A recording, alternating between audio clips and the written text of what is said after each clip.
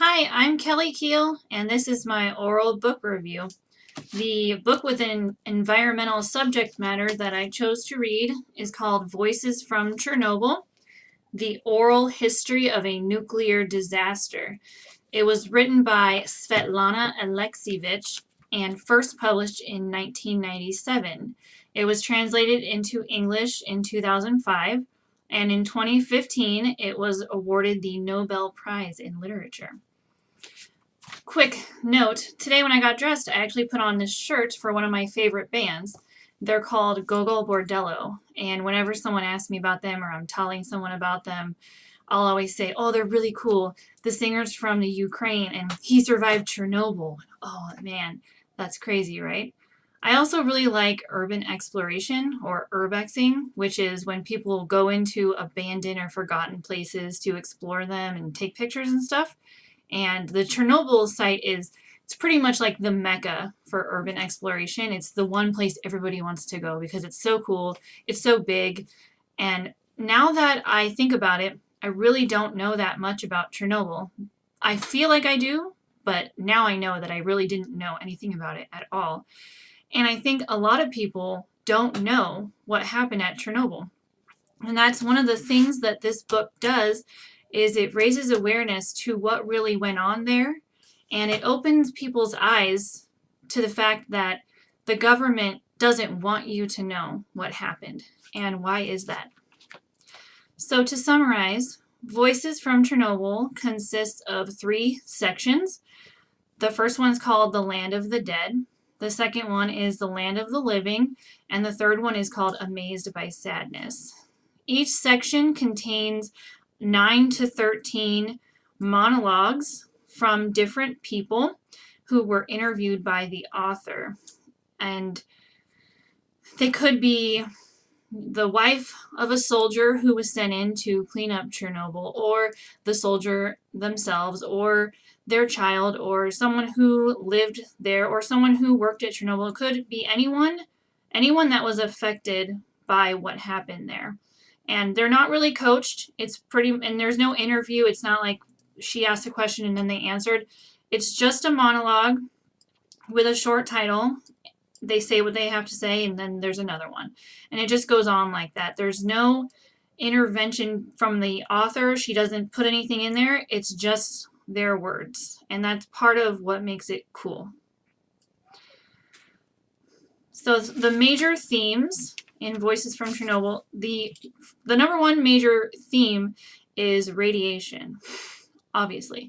So what happened at Chernobyl, really, like when I said, oh, this guy, like, he survived Chernobyl, that's not really what happened, because almost everybody survived Chernobyl. There was only one death, and that was the one guy that was working like right next to the explosion. He died immediately.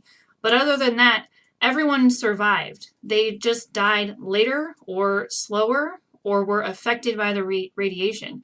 So there's a part in the preface of the book where they say, they compare it to 9/11, and 9/11, they needed blood donors and they needed firefighters and they needed nurses, but there really wasn't a need for that because everybody in 9/11 pretty much died. So they didn't really need all that stuff.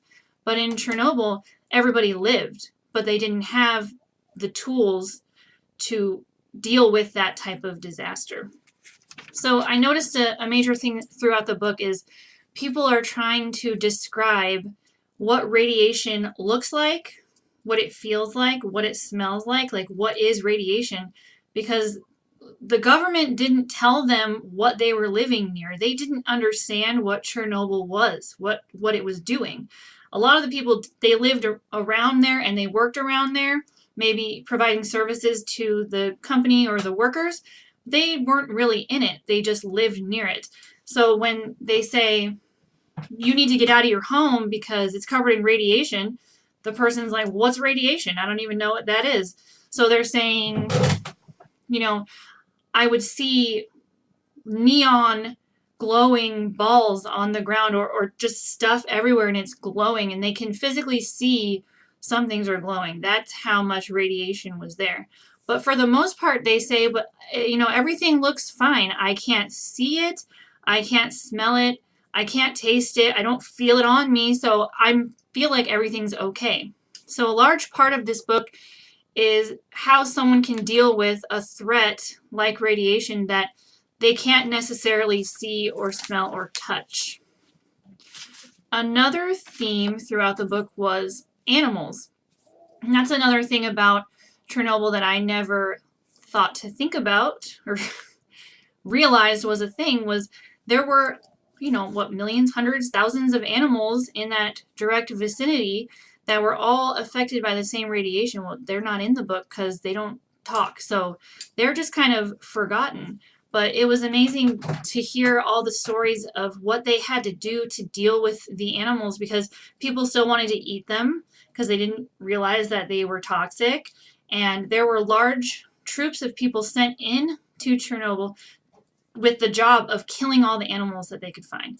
So they would take rifles and shoot all the cats and gather up all the dogs and put the cats and the dogs and the rabbits, like any kind of house pets, and they would put it in a dump truck and then take it to a giant mass grave and dump all the animals in there. There was a story about how they had to kill all the cows, and the people are, holding on to their cow because that's their cow. Like, that's all they have. That's how they get their milk. It's their life. And they have to take it all away from them because it's dangerous to them and they don't realize it. There was one story where the worker described that they had killed all these dogs and they had a big dump truck full of dogs and they were dumping it into the grave, and one little poodle was climbing on top of the bodies trying to get out, and they ended up just burying him alive. And he said, like, that's what haunts him when he lays awake at night. Like, he can't sleep. He just pictures that dog trying to escape. It's really amazing to think of how one thing that a human does can affect so many things in the general area. And it wasn't just house pets. There's deer in the forest, and even down to the bugs. There were someone's job was to bury all the bugs they could find. So radiation in animals, it's a major theme. And the third major theme is the government corruption and the cover-up. And they go hand in hand with the other two, because what happened was I guess it's the USSR. I can't fully understand how these countries are organized. But from what I understand, they were pretty much under Russian rule. So it's the Ukraine and Belarus, but Russia's taken over them pretty much. And they really didn't want the rest of the world to know that something bad had happened. So there's this big giant explosion, and they're saying everything's fine, there's nothing to worry about, nothing happened here. And I think it's because they didn't want to be seen as behind the rest of the world. That's what I can gather. So they're telling everyone that everything is fine, and meanwhile, they're shipping tons of people into Chernobyl to try to clean it up as fast as they can. And since they're trying to clean it up as fast as they can, they're not doing a very good job. And not only that, they don't know how to clean it up because it's never happened before. So they send people with giant bags of sand and pour the sand on top of the nuclear reactor. And they send people in helicopters with the doors open, and they're spraying it down, and they're just trying whatever they can. And it's actually making it worse. It's making the radiation spread even further. And those people that they sent in had no idea that they were going to get radiation poisoning. And they say within like the first couple of weeks, 30 firefighters and police officers and workers died from radiation poisoning. And it's a horrible way to die. But the government wasn't saying that because they didn't want people to know. Maybe they didn't want them to panic, or maybe they just didn't know how to deal with it, so they were just trying to pretend that it never happened. So those were the three major themes. The main objectives, I would say the main objectives of this book was to expose the unethical actions of the government, to finally give a voice to the people who suffered so much because the government didn't want to fess up to what had happened or admit to the world that they'd made a mistake. She also wanted to tell the stories of the victims in their own words. She wanted to give them a place to really just express whatever they had to express and get it out because the story hadn't been told. She wanted to raise public awareness about Chernobyl and the fact that Chernobyl is still active, which I did not know. Apparently, the reactor site inside Chernobyl is still burning and it's hot, and something else could happen any day, and you don't know. She also, well, I guess an outlet for the victims, so I already covered that. The intended audience for this book, I think, for one, would be the Western world, is how I put it, because people, like I said, don't know the severity of what happened. And in the book, they describe how within a couple days, the radiation had spread, towards Romania and out towards Italy. Within like a couple weeks, it was going all the way to China and Japan. And a month, April, May, a month or so later, it spread to the United States. So we are getting affected by the radiation from Chernobyl. It's here, and you can't really get rid of it. So people should know, but they don't. And so I think that's the intended audience, is anyone who doesn't realize what a big deal the Chernobyl explosion was and how it can affect your life. That's the person who should read this book. The other intended audience I thought might be the children or the next generation of people in that area, like the Ukraine and Russia. Those people, maybe the kids who were born in the 90s or born in the 2000s, who don't understand exactly what happened, or maybe, they lost their grandparents or a dad or a mom, who knows. Those people, I've noticed through reading this book, they're very tough. They're very tough people, and they don't want to show a lot of emotion, and they don't want to talk about it. It happened, and they're traumatized by it, and they don't want to speak about it. This book gives the next generation of Ukrainians and Russians and Belarusians a chance to read about what happened without the victims having to bring it all back up again. And another intended audience could be the government and the governmental workers, to see what they did. I mean, people did bad things and people got hurt, and they don't want to fess up to it and they don't want to accept it, but they can't really get away from it now because it's been put down into writing. What worked in the book? I'm sorry, my nose itches. So what worked in the book, I think what was a great part of it that was very successful was the author. She didn't put her own words into it. She didn't interject anything. She just let them speak. And she left the book just, as it's called, their voices. It's just their voices. She didn't put hers in there because she didn't need to. And I think that was really smart. And I think it was smart that she got accounts from a wide array of people. So that way, you get a really thorough understanding from all perspectives. And what didn't work, I feel like, even though I read this book, I still kind of feel like I don't know exactly what happened at Chernobyl.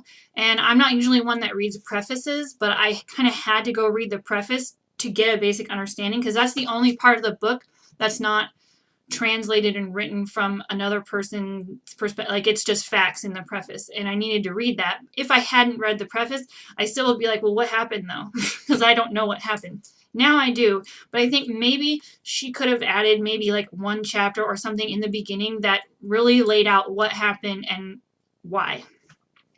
What I learned, so I already mentioned, I learned that the actual explosion only killed one person. Didn't know that. I assumed explosion killed everything nearby. When we learn about, or we hear about, how nuclear explosions can happen in America, and I've seen maps where they draw, nuclear radiation can reach this far, or Fukushima in Japan, I always assume it goes off and everything around it dies. Little did I know, only one person died in this one, even though it's the worst nuclear disaster in history. I also learned that the author developed immune system deficiency while researching this book. So that leads me to believe that you can still get sick from this stuff. That's really scary. And I also learned that scientists and governments and people in general, they don't know exactly how radiation works still. There's no way to know what it's going to do over long amounts of time because it's such a new thing. So it could very well still hurt us in the future. And I think people, workers, governments really need to think of alternative ways to get energy. But even if we close down all the plants forever right now, like, we've created something that will never go away. And that's really scary. Do I recommend this book? Yes, I highly recommend this book. This book is like a real life horror story, and I love horror stories, and I love creepy stuff. it was really scary to learn about. There were many times when I was reading the book and I'm just like, and I read to my daughter, I said, listen to what happened. Do you hear this? Like, it's terrible. I would totally recommend it, especially if you think you have a bad life or you think you've experienced something really bad. There's people out there that have experienced a lot worse and they're still going, and I think that's amazing. In conclusion, Voices from Chernobyl was an extremely interesting book about the environment, but not in a way that you would normally think. It was eye-opening, it was interesting, and I really appreciated it. Thanks for listening.